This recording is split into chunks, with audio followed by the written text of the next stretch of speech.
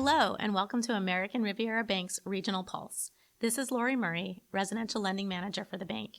Today, we have Jon Standring with us to discuss the workforce housing crisis on the Central Coast. As president of Beachside Partners, Jon focuses on acquisitions, development, and disposition of commercial and residential real estate throughout the South Coast. Since 2008, he has successfully negotiated and closed hundreds of real estate transactions and completed more than $300 million in real estate sales over the last decade. Jon is an active member in the Santa Barbara community, serving as president of the Santa Barbara Young Professionals Club Foundation and president for the Coastal Housing Coalition. Jon and his wife Lisa have 3 boys, James, Jacob, and Luke. Thank you for joining us. Good morning. Thanks for having me. So today we were talking about the crisis of the workforce housing on the Central Coast, and I just wanted to have a bit of a discussion about what you're seeing as Coastal Housing Coalition board president, and coming off of your conference last week, which I heard was a great success with over 160 people in attendance. That's correct. Yeah, we had a really good event. It was a really good conversation, and I'm really excited to talk about it. Great. So how do you define workforce housing? What incomes are you thinking about when you talk about workforce housing, and what group are you catering to when we talk about workforce housing? Yeah, workforce housing is one of those terms that I think a lot of people take differently. Some workforce housing people think, hospitality workforce, cooks, dishwashers, hospitality, and all kinds of people that are kind of at the lower end that may qualify for some subsidies. For the Coastal Housing Coalition, we're pretty specific in that we want to cater to the missing middle. So for us, the missing middle is defined pretty easily. They don't qualify for any subsidies, yet they don't make enough to purchase a home at the median home price. So getting specific, single people who make about $90,000 a year and couples who make about $120,000 a year. So have great salaries, want to be a part of this community, but they're kind of stuck in this middle where they can't get any help from, any type of subsidy program, and yet go to qualify for a loan or go to try and buy a house, and they're unable to do so. So that's really kind of where we focus on trying to have a real conversation about this. It's a really touchy subject. There's a lot of different sides. There's a lot of different opinions. Who should live here? Who should build? How should we build? But we really feel that there's that missing middle. So that's kind of who we want our voice to be for. Yeah, I see that every day. I was trying to qualify someone the other day for a $1.1 million house, which is on the lower end of Santa Barbara's. And they were making almost $200,000 a year, and because of student loans and just regular life, they're having a really tough time trying to come up with a down payment and qualify. So we're seeing it definitely on all sides, and it's just astounding that people with that income working that can't find that middle ground. I'm raising 3 boys, and you think about a sense of community, and who better than community than American Riviera Bank? But it's like, what kind of community are we going to have? If we can't have the people who really want to be a part of this. I personally believe that there's no correct answer. We're never going to build our way out of this. However, there's some really smart people in our community. There's some really passionate people in our community. And if everyone kind of, gives a little or understands that we're in this crisis in which you've got elementary school teachers commuting in from Santa Paula or Santa Maria, which isn't bad, but they want to be a part of this community. And firefighters, police officers, nurses at Cottage. There's a lot to talk about as far as who it is and how to fix it. I don't think the Coastal Housing Coalition or myself have all the answers, but it was really great for the conference to see a lot of like-minded individuals trying to at least see what's the next step. And what are you finding are the biggest obstacles to create housing on the Central Coast? Yeah, so that's a really good one. Everyone likes to point the finger. So we've got, I'll start with the private sector, because at Beachside Partners, we'll deal with developers, and we have, our own developments that we do individually or that we represent, and it always comes down to the policy. There's uncertainty. So you look at a potential site, you say, okay, I can get over what the price per square foot is on this, high barrier of entry market. But then you go look at the policies set by our municipality and the city, and there's not what we would say certainty. So they're not only having to pay a premium, have a loan, have property taxes, all these things. They don't even know if they can build what they're going to get. On the flip end, there is the mindset that developers are bad and they're just out here for a profit, and they're just, trying to build for what we now call market rate housing. there's a real disconnect, I think, is the biggest obstacle, is that you've got non-business people making business decisions in the policy making, and then on top of which you've got business people not necessarily being a part of this community. So again, I think it's all good. It's all part of how Santa Barbara has been and where it's going. Like I said, we're not going to build ourselves out of this, but I think one of the biggest obstacles is that we're not all having one voice. We're not all coming together and really trying to address this, even on a small level, right? Like we're not saying, oh, let's build 1 million houses, but let's start with something. Let's look at maybe a downtown parking lot, or look at one of these properties owned by the county, or if there's a developer who's willing to, get a lower return, but in turn want some certainty with how to get this built and not have all the pushback and all the discretionary review. I personally feel there's been a line that's been kind of divided, and you're either on one side or the not. And the sad thing about it is that missing middle suffers. Right. How many units do you think need to be built? I know I put this question in and I thought, oh, this is just kind of a loaded one, but what is that number? How many people are we missing the boat on to live in our community?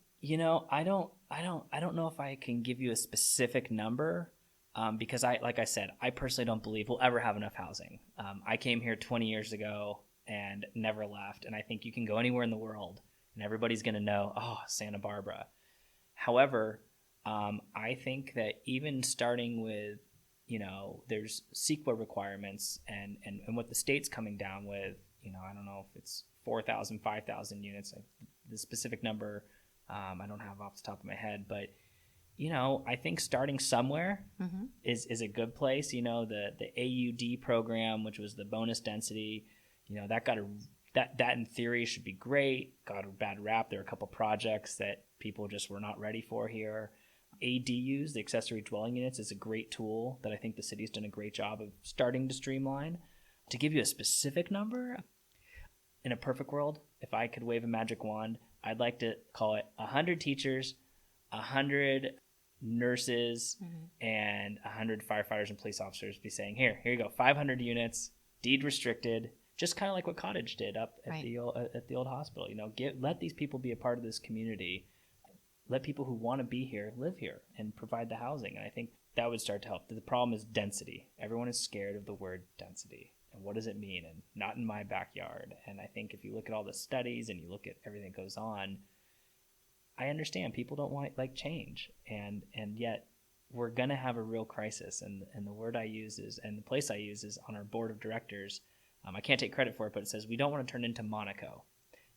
Ultra wealthy, and the really, really, really unfortunate, very poor, and not saying we're going to go there, but it's already hurting. You need to have a workforce in your community to really thrive. Well, we see that. We've seen that with all of the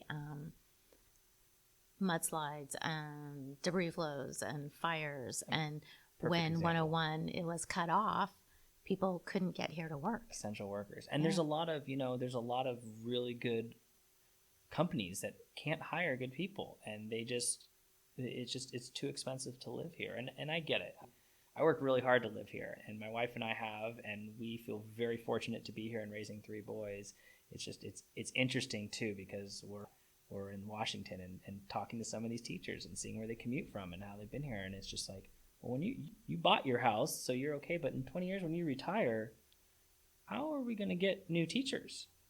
How are we literally going to do this? So I'm glad the community's talking about it. I think it's no longer a conversation of if we're in a crisis. It's now who and how are we going to step up and try to address it. There are, we talked about a little bit, you talked about the cottage housing program and their development up at the old St. Francis property.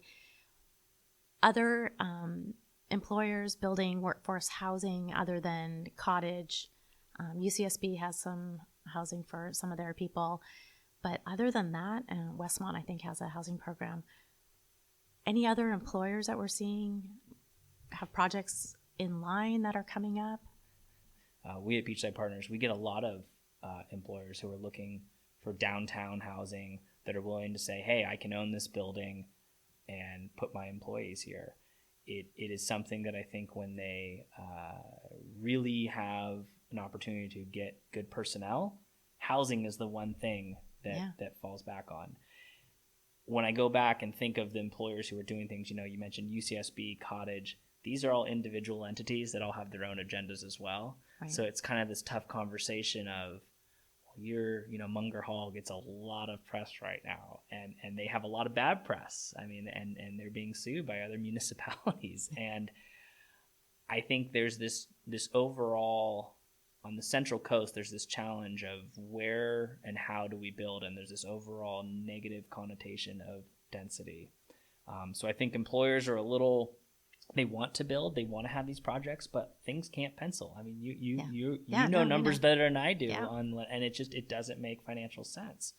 I think, again, in my opinion, and in the Coastal Housing Coalition's opinion, it's starting with something. I mean, we'd love to see a project in an area in which deed restrictions or a little more certainty. And I personally feel very confident that if as a community, we could pull all the people, the developer, the lender, the city, and the other maybe corporations that would be involved, and have a little stake in it and build this housing that will work. I think the government subsidized housing programs, they do a fantastic job. They get a lot of funding. They have a lot of sites. They do a really good job. The challenge with that is that people make too much money to qualify for that. Yeah.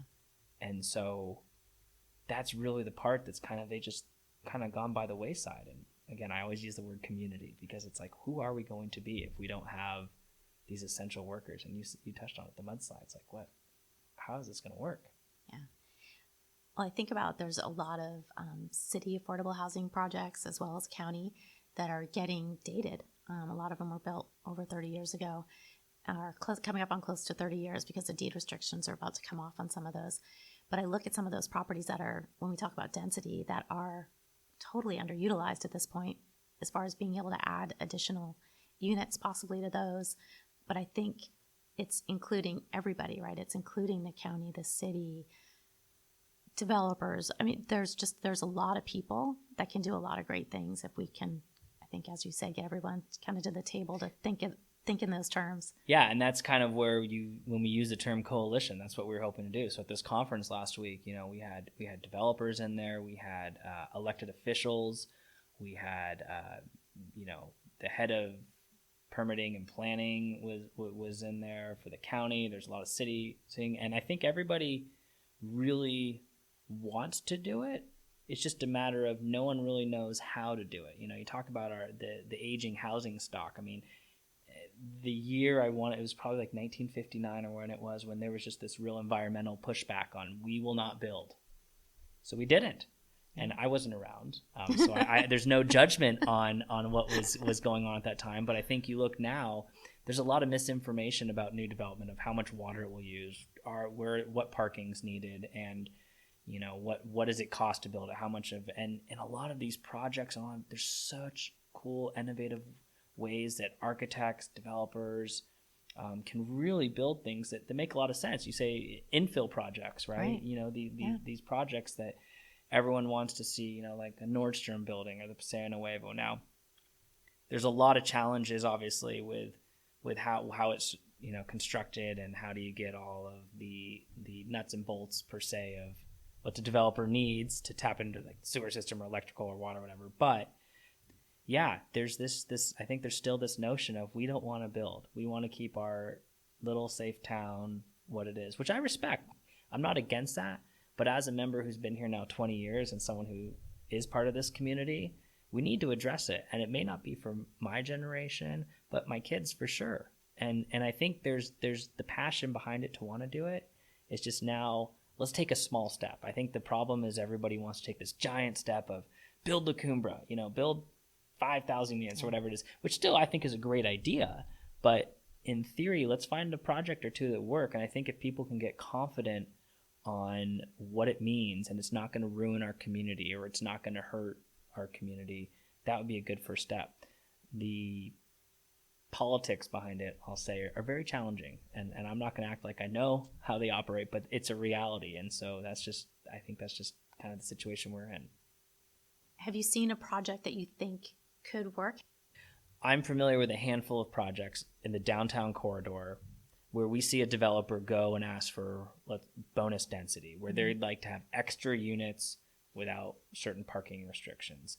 And if you watch the process of how those projects have to go through the design review board, planning commission, just at the staff level of the city or the county, you have developers who want to put units here, and then you have a process which basically takes away those units.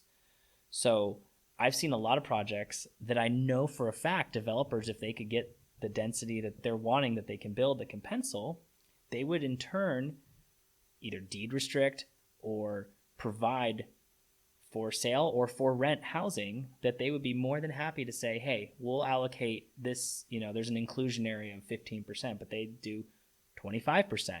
The problem is that it's always pushed back to, you can only do this. And it's kind of, you go in and ask for everything, and then you settle on that. And for them, as a developer with all the risk and everything going there, they're going to go to market rate, which is, I understand, I respect, it's a big business decision, but that's kind of a problem. If you have someone who's ready to put up the capital, the risk, and have more housing, yet through that discretionary process that we spoke about, is they kind of pull back. So there's a really cool project that I would love to see kind of be a part of this on the De La Vino Korea corridor. There's a really cool project kind of down by Garden Street, kind of right by the 101 access by Office Depot that a developer who's at our conference is doing. I think there's some really exciting stuff going on out at La Cumbra. There's a lot of cool stuff on the Milpas corridor going. And I think what I don't want to see personally is I don't want to see a lot of out-of-town people come and capitalize on what is here. It's going to happen. I respect it. It's fine. But I think there's a lot of local people who have been here that have the wherewithal to build this type of housing that are willing to do it. It's going to be very interesting to see the Housing Authority's project in the Carrillo parking lot, where that is. I mean, I think they do great projects, but I think we need to get a little outside of our comfort zone. Part of our housing conference is our keynote, Dr. Trunstein, she came in and talked about the unintended consequences of policy and how segregation plays a role in that. And I can tell you, the room, to start off the morning, it was not a all smiles situation, but it's the reality of it. And I think that, this city is a beautiful place. There's been people who've been here a long time. We as a community need to give a little bit, and it's on all sides. It's not one or the other. I personally, you can't blame the city. You can't blame the private sector. Everyone gives a little, and we might be pleasantly surprised. Also, too, if you're able to build more housing, then ideally the older housing then can be repurposed for workforce. Or I think you don't necessarily or maybe need all the market rate housing to have those restrictions. You may be able to put that down a little bit, in that if you're building new, people that have been in the older may be ready to move up to the newer, and which opens up additional housing possibly for... Yeah, absolutely. And I think a big factor on that is when I talk about the ADU, right? So we've got this older housing stock and this ability where the state allows you to basically streamline an extra unit, and it's just one. And the amount of housing that those ADUs can provide for, your mother or father-in-law, or a nursing student, or a mortgage loan underwriter, or someone who is essentially a teacher, someone who's part of this community, this older housing stock, there's people, and there could probably be some really great funding programs where if they know they have certainty and it's like, okay, you can pick A, B, or C. These are your designs. This is who your lender is. This is how much it will cost. This is what you need to qualify for. I bet we'd be really pleasantly surprised. Again, it's a matter of people living in their bubble, working really hard for their bubble, which I respect, but not wanting the change. I don't think density is somewhere, the keynote Jessica talked about building housing everywhere. And I was a little personally like, I don't know about everywhere, because apartment buildings in certain residential neighborhoods, no. The city council just recently had that short-term rental conversation where they wanted short-term rentals everywhere. And I didn't see that as being a real cure for stopping that aspect of it. But, everyone who is in this community, I think, really wants to be a part of this. And again, I think if we had one project or two, Yeah, that's what. again, Yeah. it's just showing it. And like I said, we're not going to build enough housing for everybody. That's just the reality. Everyone wants to live here. Unfortunately, it probably won't be that everyone can live here. But let's make a valid effort to try and, as a community, keep so there's not, we talk about cars and traffic. Where do you think these people are commuting from? I mean, you go down the 101 on a Friday or a Monday, both north and south, and it's there. And it's coastal California. People want to be here, and change is okay. It's hard. I know that firsthand. I don't always like change, but it's something that I think is, I'm optimistic. So the Coastal Housing Coalition lets me volunteer my time to continue that conversation. So we'll see where it can go. Well, it's a very important conversation, and thank you for spearheading that and putting on a great conference this year. And I think it's only just going to continue to improve upon itself. And I think that you're right. It's the momentum, right? It's the momentum coming out of that conference, and the momentum that if we can get one project, then another project will follow, and then another project. But it's that first one. It's tough, and getting people to buy in on it. It's not easy, but I'm optimistic. I'm hopeful. So if we talk about ADUs and the ability for people to build ADUs, they're still expensive. Yes. So they really are not inexpensive for people to put them on their properties. I mean, yes, there's a return, but it takes a while to recover that money. And as you know, building in Santa Barbara is expensive. What opportunities are there out there to help with the building of ADUs? Typically, how I see people finance them is usually through a home equity line, or maybe combination of their own cash and a home equity line. But that's tough too, in that they're opening themselves up for a substantial amount of risk, especially with interest rates on the rise, by financing it that way.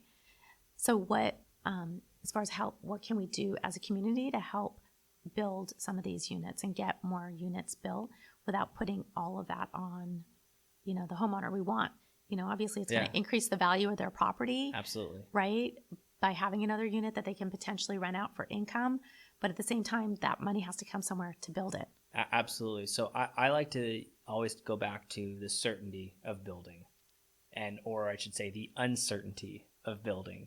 So with an ADU, I think the first and foremost is, like you said, how are we going to pay for this? And as a community, I think there could be programs where maybe you won't necessarily get dollars to construct it, but you have certainty of what the cost is to get it permitted.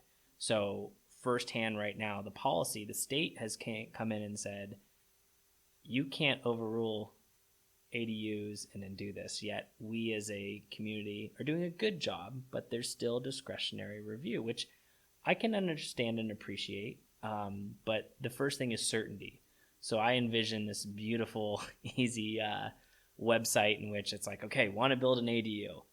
Option A, option B, option C. So you start with maybe how it looks, so everyone gets all excited. And then the next level maybe tells, well, how are you going to pay for this? So I think from the municipality, let's call it just the city of Santa Barbara, maybe if there's a certainty of, like, I couldn't tell you right now how much an ADU costs. I could tell you the varying cost of it, but it's going to change. There's a lot of uncertainty when you go to apply for your ADU.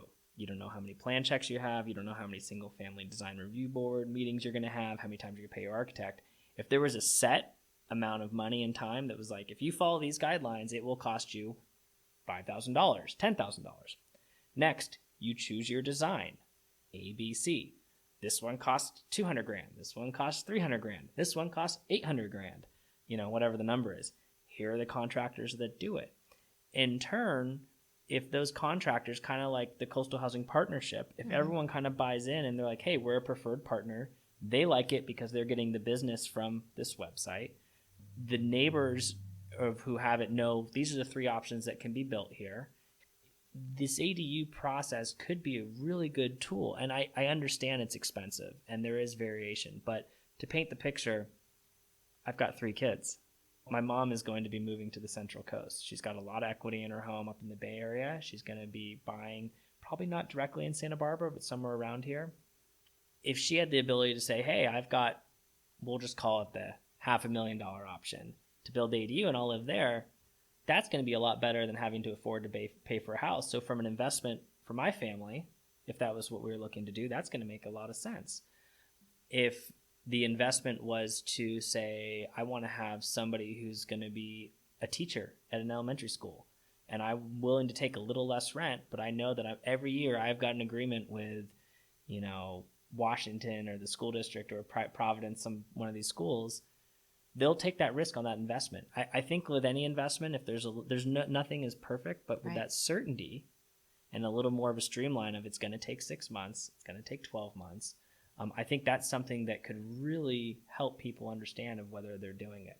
Now, the idea, and I'm up on the Mesa, so it's interesting because there's a couple streets you go on now, and it feels like Manhattan Beach, or some parts of Santa Monica, where it's like, whoa, those are 2 homes on a 8,000 square foot lot. It doesn't personally bother me, but I also have 3 kids who are always screaming in the backyard on the trampoline or doing something. But I think it's kind of what the new normal is going to be, and a lot of things. And I think if you don't like that, I understand, I appreciate it, but I think you have to allow families and people who are wanting to invest in the future to at least have that opportunity to do it. So I think that's kind of the new normal. I'd much rather have an ADU next to me than a 16-unit apartment building, or these laws with SB 9, SB 10, where there's no more single-family zoning, and you can just do a lot split and put a duplex. And it's like I said, it's a very complicated situation. It is complicating, yeah, especially with the not in my backyard, in addition to the other regulations that we're seeing constantly relating to being able to build or not being able to build and changing. So I do understand that. There are, I have heard actually Cal HAFA has a program to assist with ADUs where if you fall into the income level, and it's a pretty generous income level that Cal HAFA has to help with, I think they'll do like a $40,000 grant. Which is great. Great. Every bit helps. And I think that if homeowners or people who wanted to be homeowners, the more certainty they had, the easier it would be. Another concept that just popped in my head is imagining if, you had a neighbor who's like, oh, we love having the kids around, or we love having that, and they have the space to build it. And maybe you go into some sort of partnership with them, like, we'll pay for the ADU. We're going to do this. We'll go in there, and they may not have kids, or they may, say, oh, that's great. I'll go into some sort of partnership. You can build it in my backyard. I want to be a part of this. It's probably far and few between. But I think if there's more options with certainty, is my personal belief, is where the challenge is now. Because now there's no given timelines. You don't know what pushback is. You don't know what cost is. It's hard. And I think that with rising interest rates, with the cost of hitting a good quality contractor, it makes it next to impossible. And the people who are doing it now, a lot of them are doing it cash, and that's great. I think that's good on them. But going back to that word community and certainty, is that really what we want to see? So we're making progress. I do think Santa Barbara as a whole, it's no longer a matter of, do we need to talk about this? It's like, okay, this is here. We're moving forward. It's just a matter now of who do we want to have make the decisions, and how do we want to have these decisions made about workforce housing and solutions to try and fix it. Well, I think as we're coming out of pandemic and seeing employers trying to bring employees back, I know it's been really difficult to get some employees back, especially at the big companies out in Goleta that really want them back. They built out these beautiful campuses, and now people are trying to come back, and there's nowhere for them to live. Yeah, and the new normal is, COVID, and what happened is it this remote working. People are like, well, why do I want to live in a big, busy city now when I can be outside at the beach, making the same amount of money, having the same job, and having a very different lifestyle? Like I said earlier, everybody loves Santa Barbara. It's a really special place. We're very fortunate to be here, and I love talking with people who have been here and are trying to make it here. And it's again, I feel very fortunate that I have, but it's something that's a real challenge, and COVID did not help the situation. It was something that just home prices skyrocketed, rentals skyrocketed, and it's a simple supply and demand. And so that kind of goes back to some housing would alleviate that. There's always going to be really high demand, but right now there's not really options. So people make it work, and Right. it's unfortunate because there's older housing stock where they're getting really big numbers for, and there's newer housing stock they're just getting exuberant rents and not for. And again, I think that's great. Me of all people, Right. I'm in that business. I think it's great for you if you want to take risk and get the reward of it. But I think what I see mostly is there's a lot of people on that side that do want to help this community and do want to be a bigger part of something. It's just a matter of us having a very real conversation. So that, again, that conference was really cool to see. And I like to be optimistic. What else am I going to do? Well, I think you have every right to be. You've done a lot. You've talked to a lot of people, and you keep the conversation going, which is the most important thing to do, is to keep the conversation going and try to get us all to the table to figure out a way to make something happen. And it will. Yeah, I think so. We're hoping to have another event this year. We want to bring. I'm going to blank on the name of the project, but right over here on Santa Barbara Street, right next to Jerry Beaver's building, that new low income tiny homes. Yeah, the tiny home project. What an amazing project! My office is right there. It's the idea of it was a little like, okay, so you're gonna have tiny homes. It's an amazing project that I think is really going to help a lot of people. And that was a 10,000 square foot parking lot that now has homes to, I don't know, is it 25 people? And it's a very well run program. So the success is out there. Like I said, the subsidized programs are really well done. I think if there's we'd maybe take notes from some of that. And again, you're not going to see a lot of workforce families living in tiny homes per se, but who knows? There's I think if there's options, it will help alleviate the rents and the costs. It's not going to plummet ever because this is such a high demand area, but got to start somewhere. Let's do it. Let's get people into houses and get our teachers and firefighters and policemen into places that they can live in their community and be invested in their community. That's the most important part. You're 100% right. And that invest in community, it's something that I know you know very well and dear, and it's something that is really what I think to get everyone to buy in is gonna happen, and hopefully make it work. All right. Well, thank you, Jon. Thanks for your time today. Thanks to everyone that is listening to us. To learn more about the Coastal Housing Coalition, you can visit their website at coastalhousingcoalition.org. And if you want to learn more about American Riviera Bank, visit us at americanriviera.bank.